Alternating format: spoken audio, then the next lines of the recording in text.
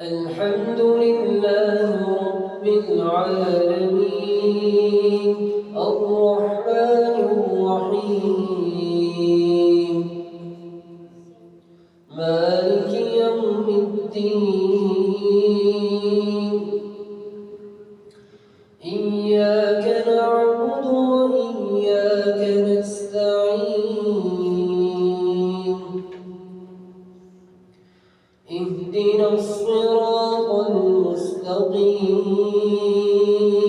صراط الذين أنعمت عليهم غير المغضوب عليهم ولا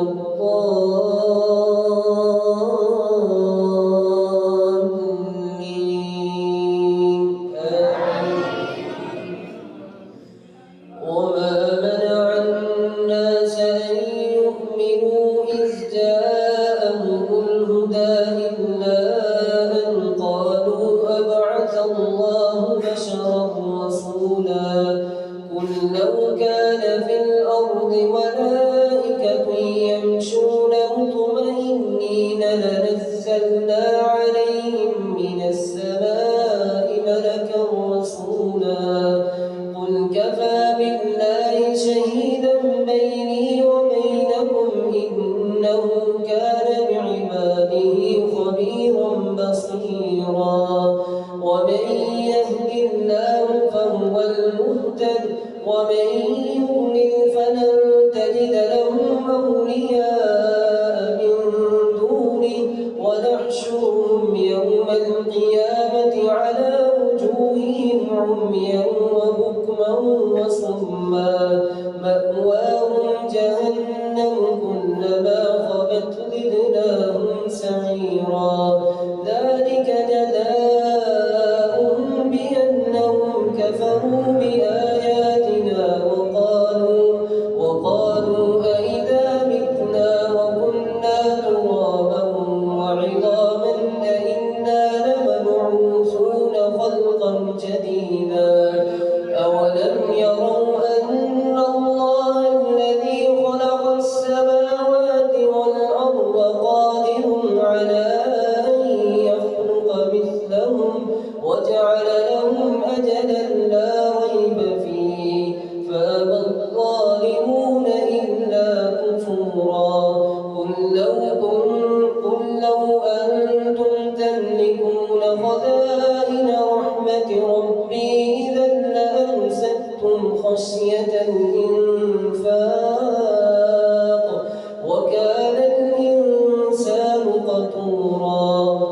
ولقد آتينا موسى 9 آيات بينات فاسأل بني إسرائيل إذ جاءهم فقال له فرعون إني لأظنك يا موسى مسحورا قال لقد علمت ما أنزل هؤلاء إلا رب السماوات والأرض بصائر وإني لأظنك يا فرعون مسحورا فأراد أن يستفزهم من الأرض فأغرقناه ومن معه جميعا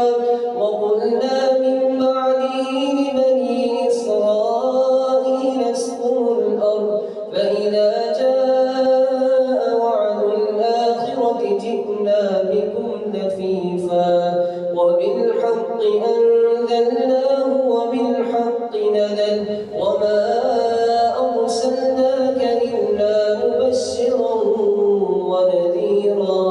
وقرآنا فرقناه لتقرأه على الناس على مكث ونزلناه تنزيلا قل آمنوا به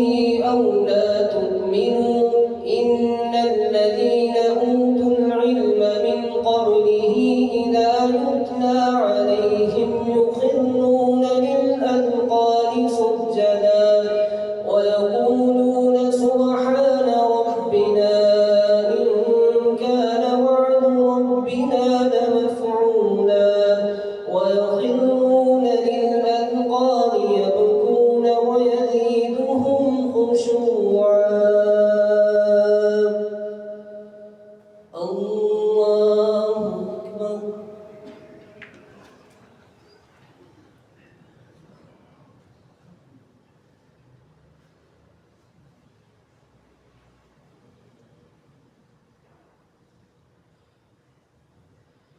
الله أكبر.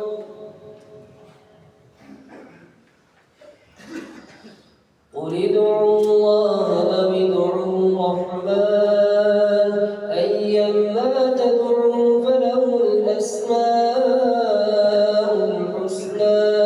ولا تجهر بصلاتك ولا تخافت بها وابتغ بين ذلك سبيلا وقل الحمد لله الذي لم يتخذ ولدا ولم يكن له شريك في الملك ولم يكن له ولي من الذل وكبره تكبيرا.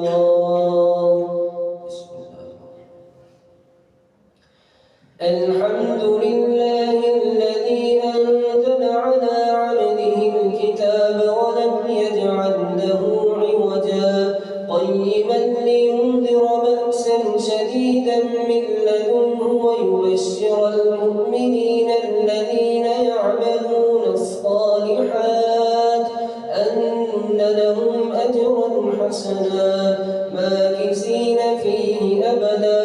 وينذر الذين قالوا اتخذ الله ولدا ما لهم به من علم ولا لآبائهم كبرت كلمة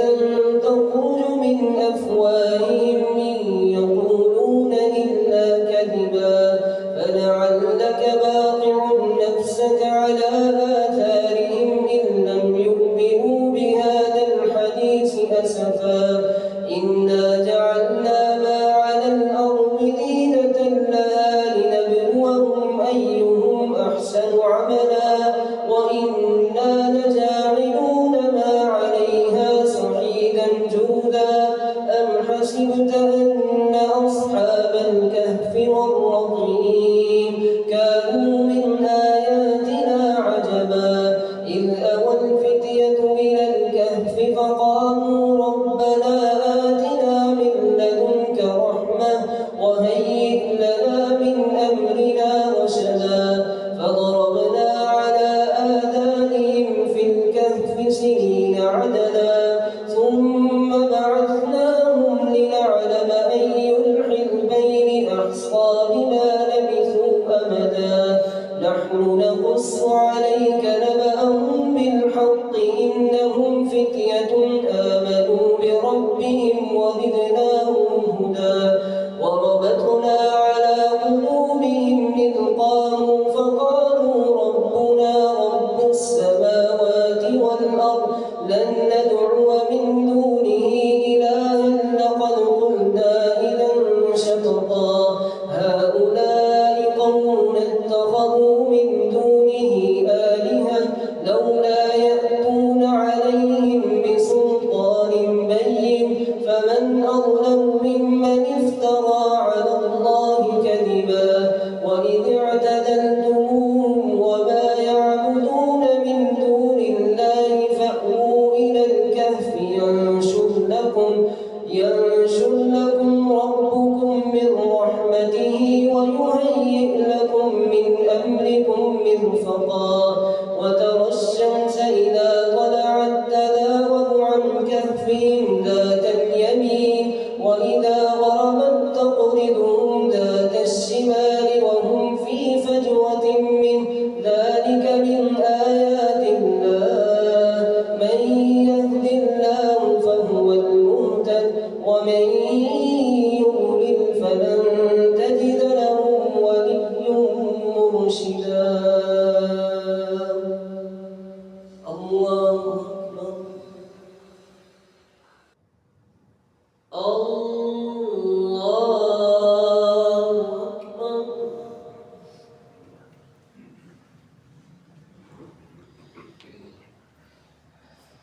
الحمد لله رب العالمين.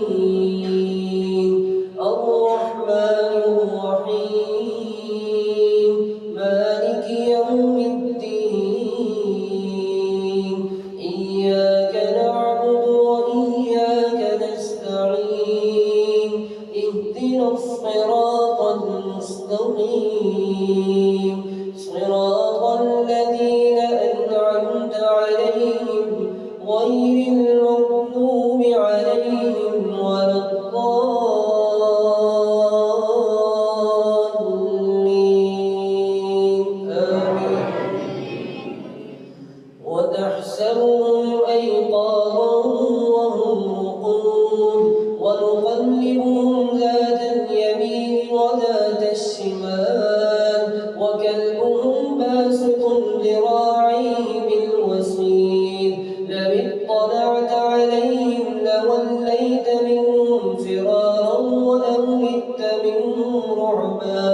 وكذلك بعثناهم ليتساءلوا بينهم قال قائل منهم كم لبثتم قالوا لبثنا يوما أو بعض يوم قالوا ربكم أعلم بما لبثتم فابعثوا أحدكم بورقكم هذه إلى المدينة فلينظر أيها أزكى طعاما فليأتكم برزق منه وليتلطف ولا يشعرن بكم أحدا إنهم إن يظهروا عليكم يرجموكم أو يعيدوكم في ملتهم ولن تفلحوا إذا أبدا وكذلك أعثرنا عليهم ليعلموا أن وعد الله حق وأن الساعة لا ريب فيها إذ يتنازعون أمرهم بينهم فقالوا بنوا عليهم بنيانا ربهم أعلم بهم قال الذين غلبوا على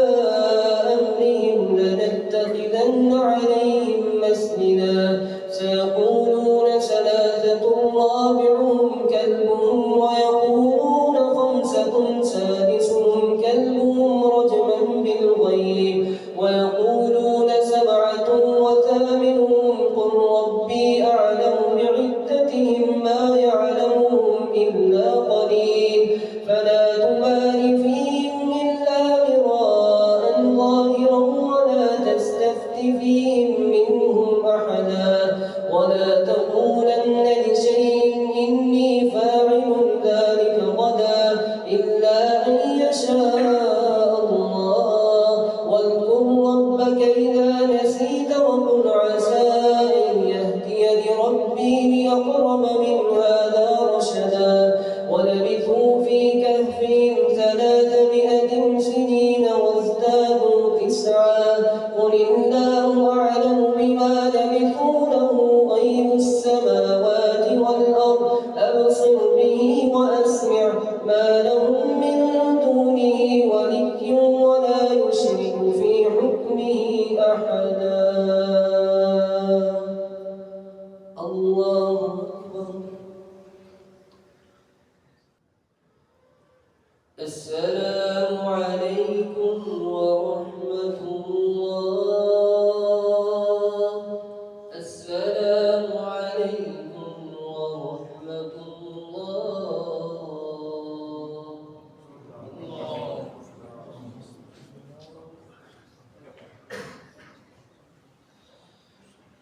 الله أكبر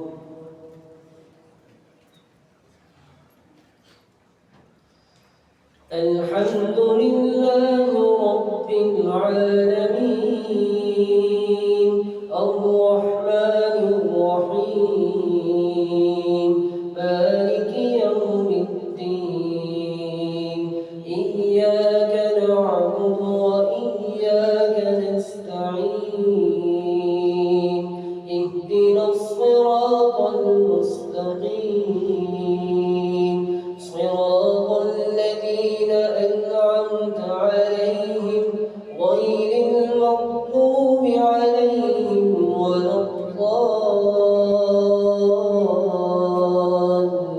الضالين آمين واتل ما أوحي إليك من كتاب ربك لا مبدل لكلماته ولن تجد من دونه ملتحدا واصبر نفسك مع الذين يدعون ربهم بالغداة والعشي يريدون وجهه ولا تعد عيناك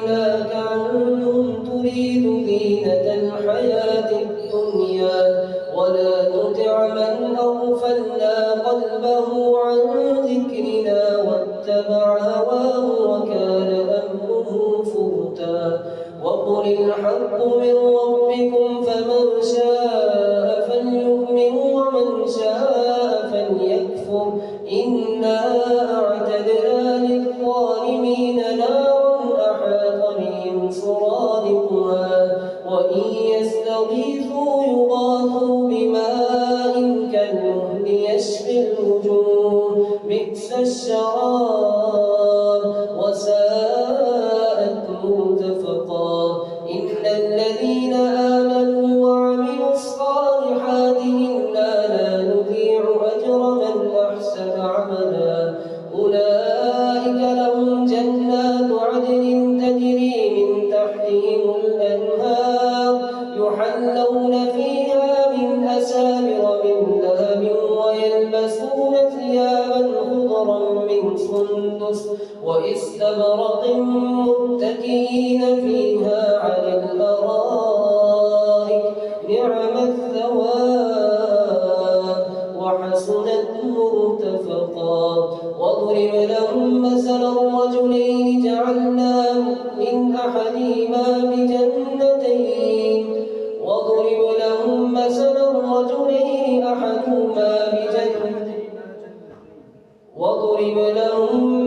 الرجلين أحدهما بجنتين وحففناهما بجنتين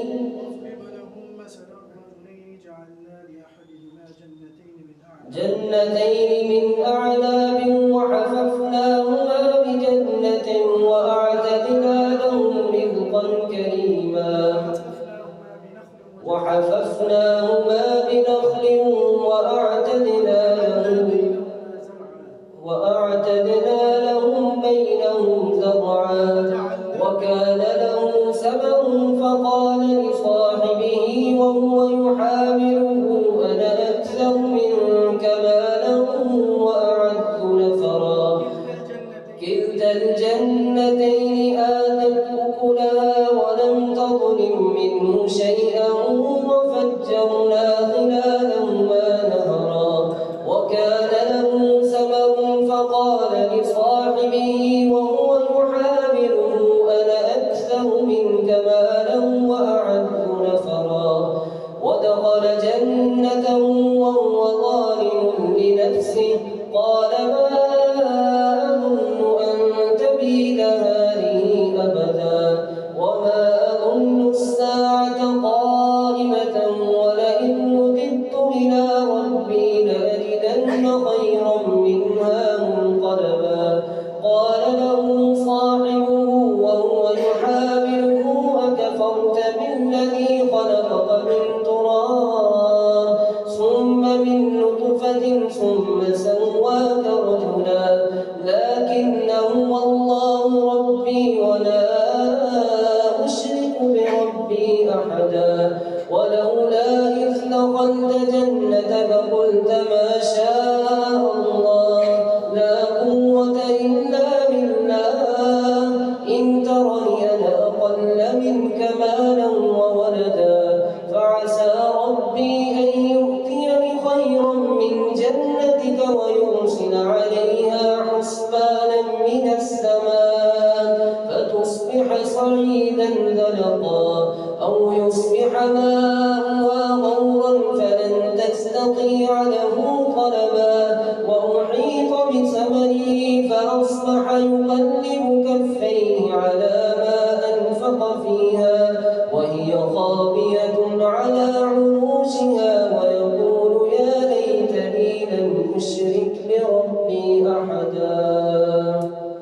ويقول يا ليتني لم أشرك بربي أحدا ولم تكن له فئة ينصرونه من دون الله وما كان منتصرا هنالك الولاية لله الحق هو خير ثوابا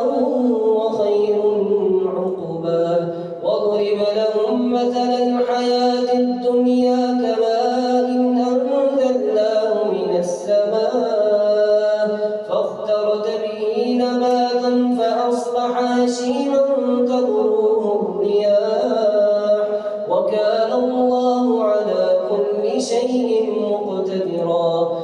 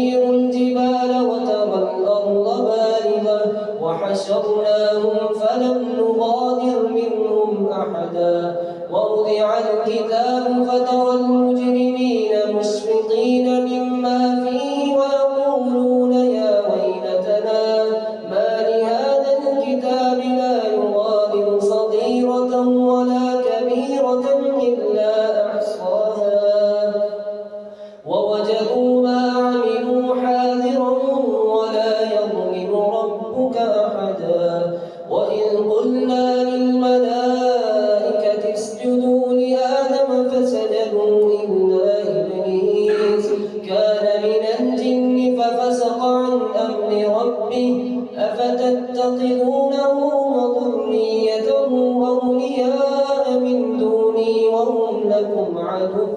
بئس للظالمين بدلا ما أشهدتهم خلق السماوات والأرض ولا خلق أنفسهم ولا كنت متخذ المضلين عضدا ويوم يقول نادوا شركائي الذين زعمتم فدعوهم فلم يستجيبوا لهم وجعلنا بينهم موبقا ورأى المجرمون النار فظنوا أنهم واقعوها ولم يجدوا عنها مصرفا.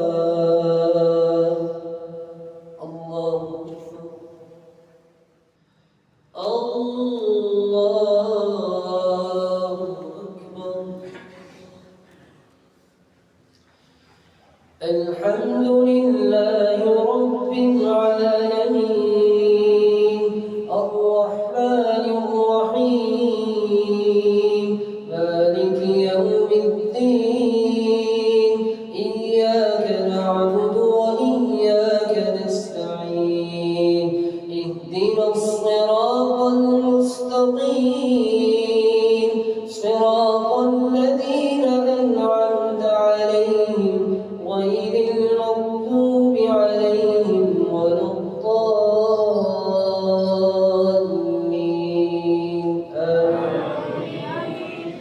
ولقد صرفنا في هذا القرآن للناس من كل مثل وكان الإنسان أكثر شيء جدلا وما منع الناس أن يؤمنوا إذ جاءهم الهدى ويستغفروا ربهم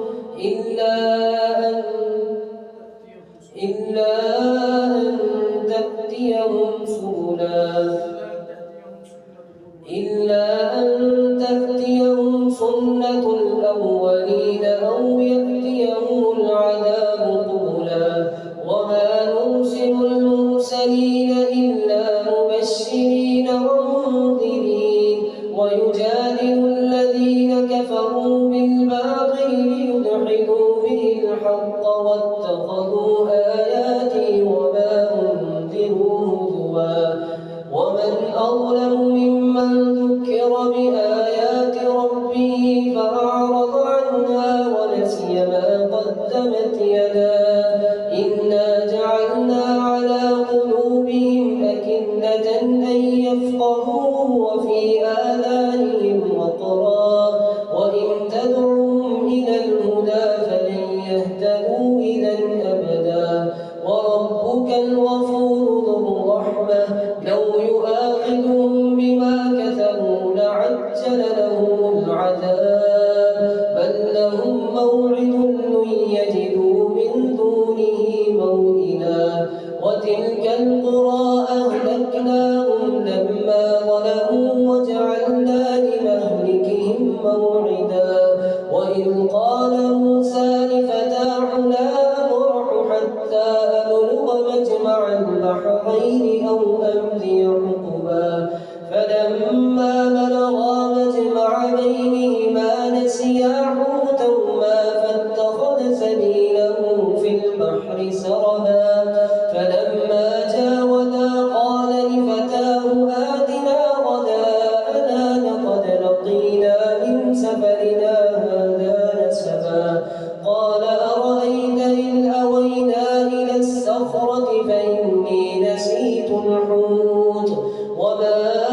أنسانيه إلا الشيطان أن أذكره واتخذ سبيله في البحر عجبا قال ذلك ما كنا نبغي فارتدا على آثارهما قصصا فوجدا عبدا من عبادنا آتيناه رحمة من لدنا علما قال له موسى هل أتبعك على أن تعلمني مما علمت رشدا قال إنك لن تستطيع معي صبرا وكيف تصبر على ما لم تحط به خبرا قال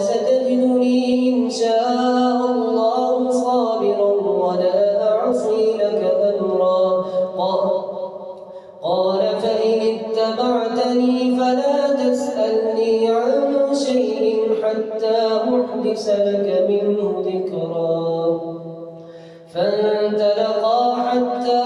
إذا ركبا في السفينة خرقها قال أخرقتها لتغرق أهلها لقد جئت شيئا إمرا قال ألم أقل إنك لن تستطيع معي صبرا